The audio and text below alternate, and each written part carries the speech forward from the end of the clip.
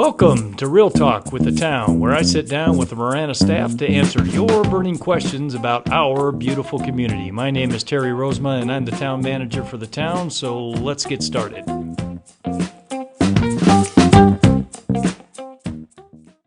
Welcome, everybody, to Real Talk with the Town. I'm Terry Rozema, and I am hosting this episode on what can the town of Marana do about the Cortaro Interchange.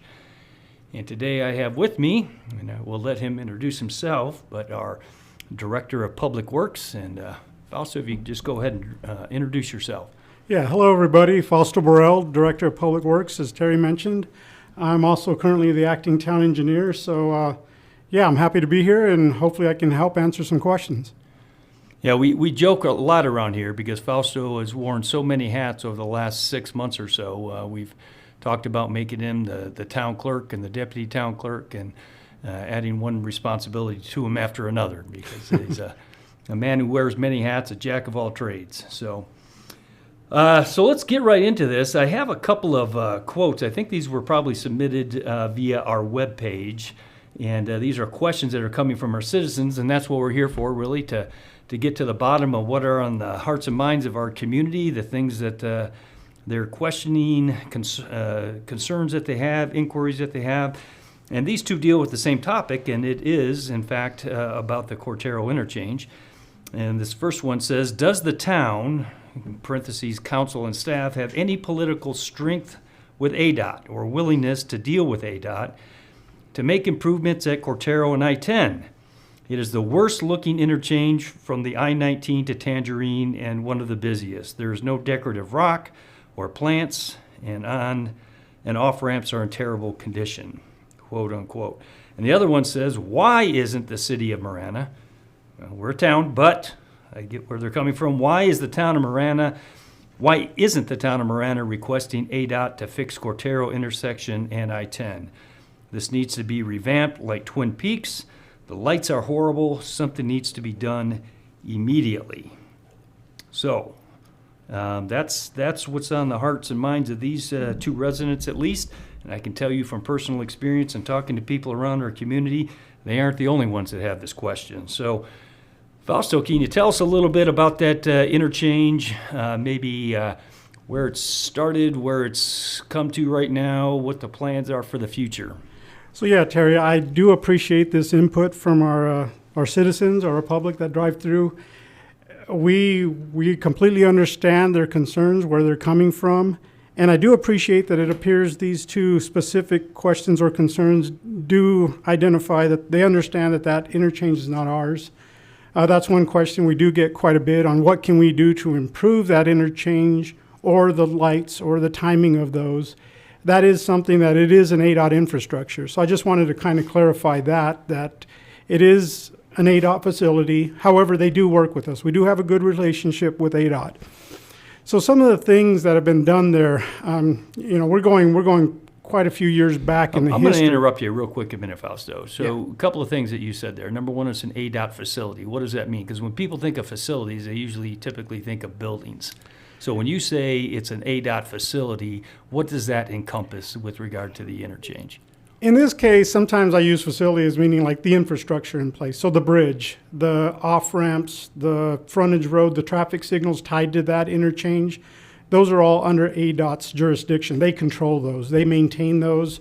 They operationally adjust and do those type of things at that intersection, including the striping underneath the bridge, if you will, the overpass, all of that within their right-of-way, which extends a little bit east and west or north and south, depending on how you want to orient that traffic interchange. That's under their control. So you, as a public works director, you and your crews are responsible for the intersections throughout the town of Marana. But if you went to the interchange of Cortaro and I-10 and tried to mess with the lights or restripe the intersection, what would happen? Oh, ADOT would not appreciate that. Yeah. We could potentially assist them if something happened. Obviously, if there's a crash that occurs there, our police department could and may become involved, those type of things. That's kind of like a communal support, just that type of shared responsibilities, engagement. But in regards to doing any type of planned maintenance or any operations of that interchange. It's not ours to do. I guess we'll talk about a little bit later, but we have done some projects there as a combined and some things that we've recommended and ADOT's been open to and things they'd like to see. So I don't know if you want me to talk about now. Maybe a little bit later we can go. That's good, but let me just clarify a point here. So to make sure that I understand and our listeners understand, so that essentially means that you don't have the authority. You can't exercise any authority over the interchange. You can't do anything at that interchange without the approval and collaboration and of the Arizona Department of Transportation. Is that a fair statement? That is a fair statement, yes. Okay, good. And as you know, and as you've amplified, we love to engage with our citizens, and we strive for 5-star service, and it's hard to tell them that, hey, sorry, but this is not our interchange. We do direct them to ADOT. We do personally pass along those concerns when we receive them. But yeah, in reality, there is not anything we can do personally other than engage ADOT just as any traveling person would in this situation. Okay. So talk a little bit about what has been done over the years to try and make the interchange as it currently stands as useful and usable and maneuverable as possible. So I apologize. I wasn't able to do this research, but I know it was in the early 2000s that we transformed the Cortaro TI to how it currently sits. And when I say transform it, we have what we call the abutment lanes. So those are the lanes that are outside the girders or the columns, if you will, of the bridge structure, and that allowed more throughput. So that's something that the town did work with ADOT several years back to make those type of adjustments to again, have more capacity through the interchange, allow more traffic to flow through.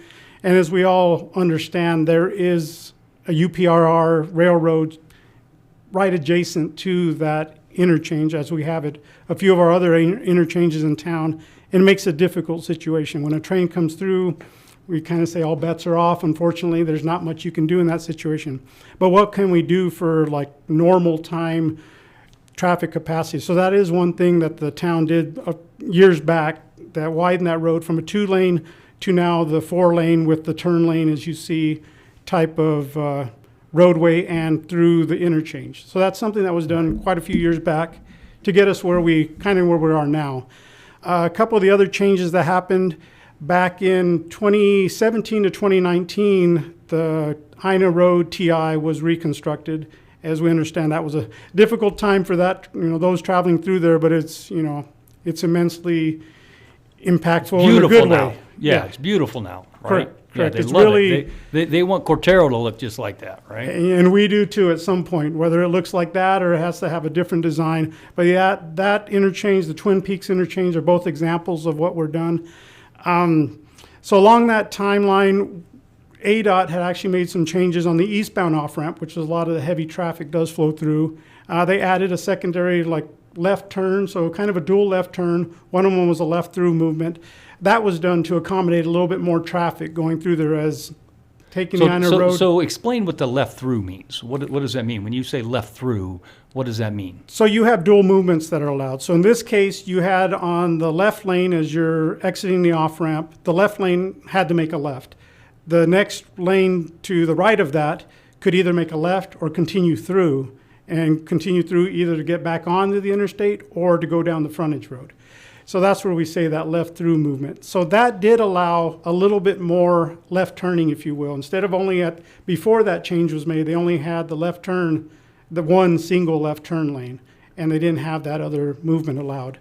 So that is something that ADOT did make that change to try to help, again, with traffic flow, getting a little bit more traffic through that interchange. So they essentially doubled the capacity of people who wanted to turn and go westbound onto Cortaro off of the freeway. Correct. Well, turn and go eastbound in this case. But as you're coming, it would be your eastbound off-ramp and then turning to make a left you know, the orientation gets a little bit off when we're talking east and west or north and south through there. Okay, you did say eastbound. Eastbound I-10 coming off, making the double lefts on to go eastbound. To go, yes, to go Cortaro. underneath the bridge Gotcha. and to continue Gotcha. on to where it becomes Cortaro Farms, that direction.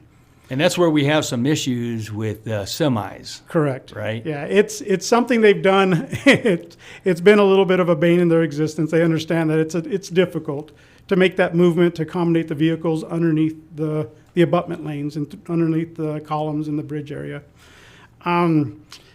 So fast forwarding to, it's been about a year ago, we had pitched this concept. Unfortunately, we didn't have any projects in place that would kind of help facilitate it, but we adjusted the striping underneath that traffic interchange. And so some of those changes, what they've done is they've removed some of that combined movement that I mentioned before, where there was 2 left turn lanes, but there was a left and a through movement. When you have that type of situation, it kind of it doesn't allow you to be as flexible with your signal operations. It does what's called a split phasing, meaning you can only have a directional phase going one direction at a time because of that movement. Having that split, you can't have, you can't carve out just the left turn movement when you still have the potential of somebody going straight through. Mm-hmm. So what they have done is now in the westbound movement, they've made it so there actually are dual left turn lanes, and then the other lanes have been switched to just through movements. What that's allowed to do is now we can have concurrent movements. You've taken away the split phasing, meaning that vehicles, traffic can travel in opposite directions at the same time. So that change was made about a year ago because the town was actively doing a pavement preservation project that allowed us, we were putting a CO coat top along Cortaro Farms Road. At the same time, ADOT was actually doing maintenance along all of their TIs through the region, Cortaro Road being one of them. Right. So when they did that, that allowed us to change the striping. So as part of that, it allows more throughput, if you will, because the signals are now allowed movements to go in both directions at the same time. And of course, carving out some time for your left turns and things like that. But it did allow more movement through the intersection. Yeah, and tell me a little bit about what kind of feedback we've gotten on that since we made that adjustment, or since ADOT made that adjustment. Correct. It was actually a truly combined partnership. We did have some involvement and helped with the work, so we can take some responsibility for that one. But since ADOT made that adjustment there, initially, as most changes, people were, out the gate, they were getting caught at what they were used to doing, getting into the left turn lane and not understanding that it was only a restricted turn instead of a turn through. So we had some of those initial. So driving behavior, driving patterns had to shift a little bit to align with it. And initially, it took some getting used to. And we did receive some feedback, or, hey, we don't like this. What are we doing here? But gradually in time, as time progressed, as the driving behaviors, people became a little more accustomed to it. They did appreciate that it did accommodate more traffic. Again, in a situation when a train comes through, it's a difficult scenario, and that's not really going to help in that scenario, but the day-to-day usual time. Some studies we've done have shown that we picked up about 1.5 miles to 2 miles an hour, depending on which direction you're going, on average of speed going through that area. So that does show us that we're getting a little bit more. I'm not saying people are speeding, but we are getting a little bit more throughput through there just based on average speeds. Right, and I'm glad you brought that up because I think sometimes people, don't understand the amount of work and study. Talk a little bit about what kind of effort goes into making a decision where you change the way that traffic flows through any given intersection, and specifically this one at Cortaro and I-10. I really appreciate that question, Terry. One thing I didn't mention yet is we had actually done, we have a speed zone map that associates the speeds throughout the town on our major roadways from collectors and above. So that is one thing we also did in this area that kind of adjusted things. We had a little bit of a hodgepodge, if you will, of speeds through that corridor, especially adjacent to the TI. We had a 35 mile an hour zone on one side. We had a 45 going on with a little bit of transition going on right there adjacent to it. So that's one thing we did do is we had adjusted the speed and we had identified 40 mile an hour being the appropriate speed adjacent to that TI. So I just wanted to interject that real quick, that's something we had done going a couple years back. Really didn't correspond with this project per se, but it is something that was done as you mentioned, studying and things, and we looked through driver behavior and actually appropriate, road speeds, things like that. In this case, whenever you make that type of change for the driving public, it's not something you do on a whim, or it's not something you do without actually doing your research, your study, your due diligence to ensure that that it's a situation that will hopefully improve. Because I'll be honest, not every time do we make a change is it going to have the effect that we're anticipating. In this case, I think it did. It's just, again, a difficult situation given the amount of traffic that we have in the area and also the railroad and how adjacent it is. But yes, we spent time. This is something that was discussed with ADOT going back about 2 to 3 years, actually going back to the INTI work that we discussed. So it was on the books, and those type of discussions were held back then. And we just determined this was the best time to do it because of the maintenance that was being done that I mentioned earlier. But no, it's not something you do quickly. It's something that you have to do some studies. ADOT took the information. They ran through some modeling. There's a program called Synchro, which is what traffic engineers use to model these type of intersections, signalized intersections, or you name it. So actually ADOT, through their local jurisdiction or their local offices and their Phoenix, took a look at this intersection. They captured data. They captured traffic data. So they had a lot of information that went into it before they were good with going with this decision. So no, all that took place as part of it. Good. So I want to throw something else out there, and I've heard this from time to time. So obviously we're dealing with another factor there that has a lot of impact on traffic at Cortaro and I-10, and you mentioned it earlier, the railroad, right? So I hear people say, well, why does the railroad, why does a train have to go through during the busiest times? Why does it have to go through rush hour traffic in the morning and rush hour traffic in the afternoon? Why can't the town work with the UPPR to keep trains going through the less busy times? So how do you respond to that? This is what I've heard, and of course I can't speak for UPRR, but they're the original Amazon. They're logistically driven. Their train has to be from point A to point B, and it has to be on time. And so their operations require that those trains move through this area at the time that it moves through. That being said, they've added back in 2013, 2014, they dual track throughout our region, throughout Pinal County. So, unfortunately, there's just more trains than less trains, and that also means that they need to travel through more frequently. But again, it all comes down to logistics and their operations and how they need to have, trains go in certain directions, need to be past a certain point so their other trains can ensure they're going they're on time as well. So there's a lot that play into that, but a lot of it is logistically driven. So if you had to give a percentage, right, a percentage of how much influence you have on UPPR to tell them when to allow trains to go through that interchange, what percentage would that be for you and for the town as a whole? I don't think I can put a negative number in here, so we'll just go with 0. 0, yeah. Yeah, and I think that's important for our listeners to know. I think sometimes they think that we all work together on stuff like that, and the railroad is just a totally different animal. You mentioned the great working relationship we have with ADOT. It's wonderful that we're able to do that, but logistics is a totally different thing. You're absolutely right, and those trains are going to go through when those trains need to go through, and unfortunately we don't have a lot of control over that.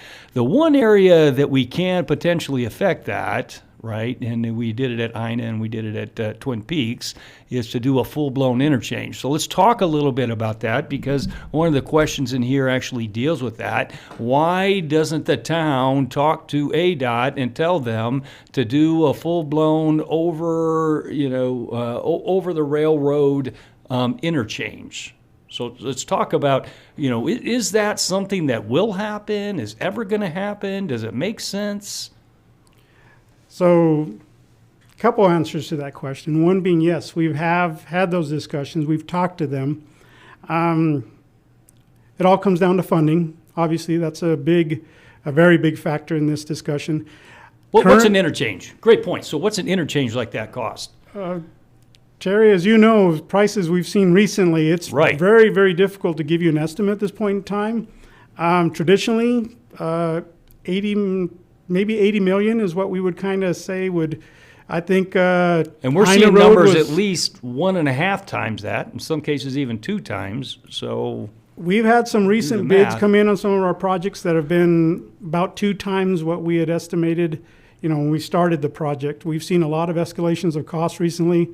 So what it would cost to do a TI right now, I really can't give you an answer with authority, but I'm in the excess of, we'll just say in the excess of 100 million is probably, not a bad answer, especially Cortaro Interchange. If you look at that, if you look at an aerial, there's a lot of factors that come into play. There's a lot of existing commercial projects, or Right. not commercial projects, sorry, commercial, Buildings, existing commercial that's retail, adjacent to yeah. that. Yeah. And how that would actually lay out, there would be some impacts, and it wouldn't be a standard, there's not like we're dealing with an open area without any other entities that would be involved. So Right. there's a lot of dynamics, and the more you add that to a project, the more you have a need for right-of-way and those type of things, or potential takes of property, that escalates the cost considerably, and that's kind of a variable that's hard to put a number on.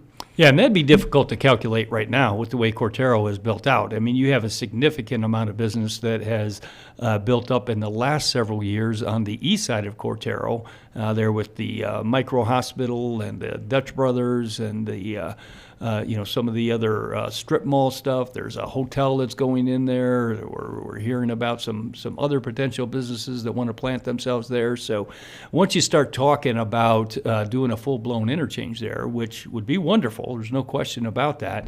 It's not a simple Twin Peaks, for example. Not an incredibly difficult project, because on either side of the interchange there, you didn't have any businesses to deal with. You didn't have really a whole lot of property that had to be taken, and so on and so forth. So it didn't really impact business. INA, for example, did, on the other hand. So you're right, very complicated project. Is that something that is potentially on the horizon, though? Is that something that, people may have heard of RTA, and then we're looking at RTA next. Talk a little bit about whether or not that would be a project that the town would put forward in RTA next. So great question, Terry. Thank you. The RTA, the Regional Transportation Authority, for those listeners that may not have heard of it, we are currently in an RTA. It's a voter, they have to vote on it and approve that program, and we are currently in the original RTA program as we sit, going through year 2026. And now the discussion is RTA next. And to answer your question, yes, Cortaro Traffic Interchange, while not, as I mentioned earlier, not a Marana facility or a infrastructure, that is our number one ask.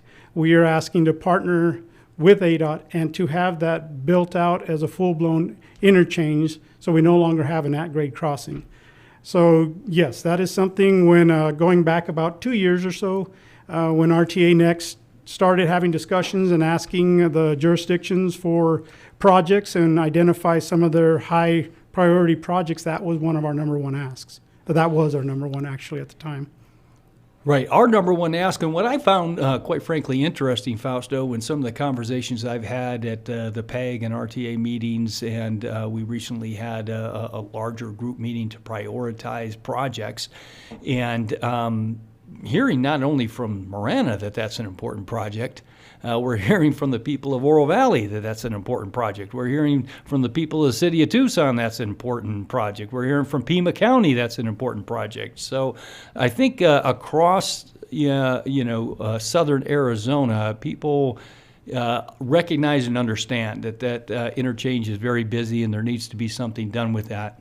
One last question I think I'll ask on this, and then we'll wrap things up, unless I'll leave anything for you to add that you want to talk about.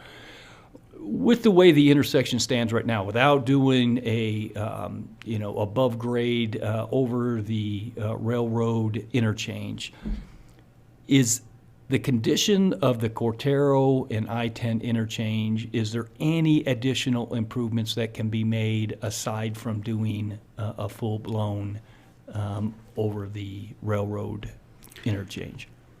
Operationally speaking, I'd like to tell you that it's optimized about as good as it can get. That being said, like the signals operating, ADOT's done their due diligence, optimized those programming, so they're operating as best as they can. Again, morning peak hours, we get quite a bit of traffic. In the evening time, we get quite a bit of traffic at certain time frames. We know that we have a big attractor there with, that's where our Walmart is. We have a lot of commerce in the area, so that adds another nuance. That they get a lot of traffic at certain times, that midday type.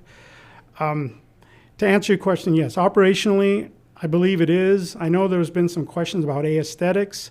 That's not something we've honestly had a discussion with ADOT on. That is something we could have a discussion to see if there's any type of interest to spruce it up, if you will, a little bit. But in regards to how... I think this resident's comment here, I agree with him wholeheartedly, that it's one of the uglier interchanges from a landscape standpoint. Correct. So, I think that's a good point, and I think we should probably reach out to ADOT and see if there's some programming of monies that they can put into that. But go ahead. I kind of interrupted you there. No, fine. That is definitely something we can talk to ADOT about and see what we can do. And if it's something that even if the town wants to, invest some funding to see if we can help, again, increase the aesthetics of that, we can definitely do that. And we will have those discussions with ADOT. I want to go back to a point that you brought up, which is an excellent point, your previous statement. The RTA Next and some of the projects that we've identified in there, they always kind of look at the regional impacts.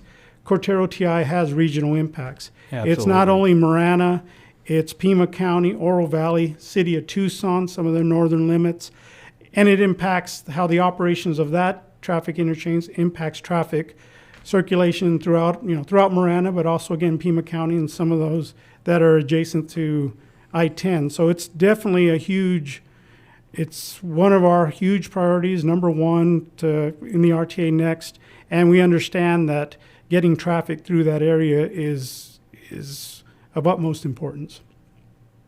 So one last thing that I happened to think about as you were talking about that, any recommendations you have for folks if they have to get into northern Marana, that Continental Ranch, Continental Reserve, Ina, Silver Bell, in those areas? What alternative options are there for people to try and minimize the amount of traffic as much as possible coming to Cortaro and I-10?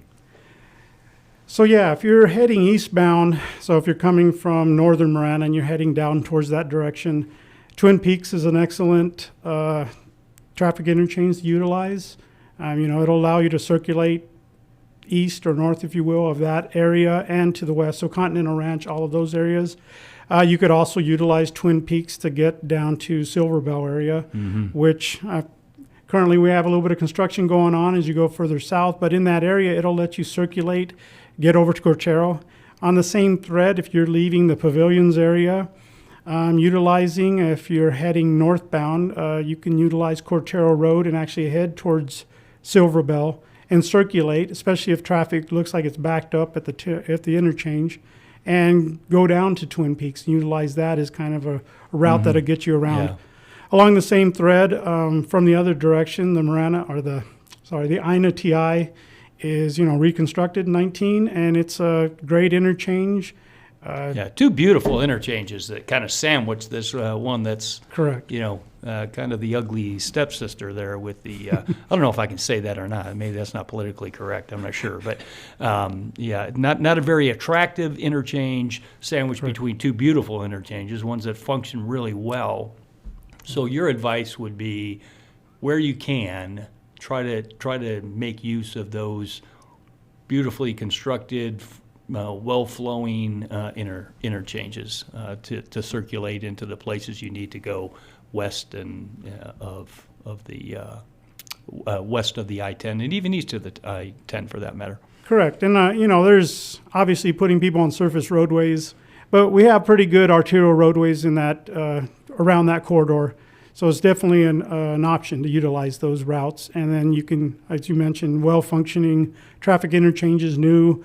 not at grade, so if our terrain won't impact you in that aspect. So, no, those definitely are options you can use to either side of that, of the Cortaro TI. Very good. Well, I think that concludes the episode. Anything else you want to throw in there, Fausto, for us? No, just appreciate the input that we receive from our citizens. We're always striving to make those type of improvements, and we'll definitely reach out to ADOT and have some discussions. Yeah, I like that you brought up 5-star service at some point in our conversation. That's certainly what we strive for, and I appreciate you being here with us today to talk about Cortaro Farms Road and the interchange there. And thank you, listeners. We appreciate it. Until next time. Submit your questions by visiting maranaaz.gov/realtalk, and we'll answer them right here. To receive notifications for new releases, remember to click subscribe wherever you get your podcasts. Also, please follow the town on Facebook, Twitter, and Instagram to stay up to date on current news and events.